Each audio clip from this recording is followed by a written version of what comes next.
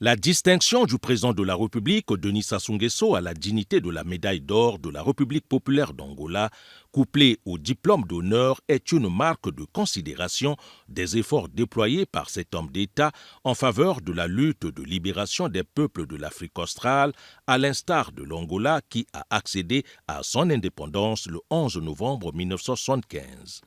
Cet acte permet ainsi au ministre des Affaires étrangères, de la francophonie et des Congolais de l'étranger Jean-Claude Gakosso de faire un brin d'histoire des liens tissés entre le Congo et l'Angola. Il y avait trois grands mouvements politiques, mouvement de libération en Angola, le MPLA, le mouvement qui était dirigé par Antonio Agostinho Neto, d'obédience marxiste, léniniste, proche de l'Union soviétique et de la Chine, de Cuba. Mais il y avait aussi le FNLA, le Front de Libération Nationale, qui était dirigé par un certain Holden Roberto, proche de la République démocratique du Congo, du Zaïre de Mobutu, et de quelques puissances occidentales. Et il y avait bien sûr l'UNITA de Jonas Savimbi, dont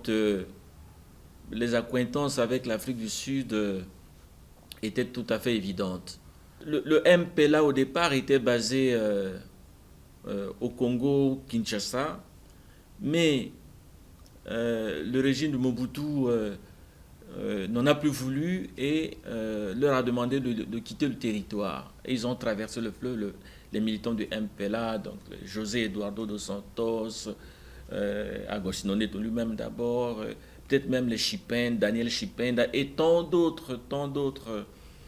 révolutionnaires de l'époque ont traversé le fleuve et sont venus s'établir ici en République du Congo, en République populaire du Congo. Nous les avons accueillis à bras ouverts parce que le combat qui était le leur était également notre combat. Nous les avons accompagnés jusqu'au bout, le président Marien Ngouabi en tête, mais derrière le président Marien Ngouabi, il y avait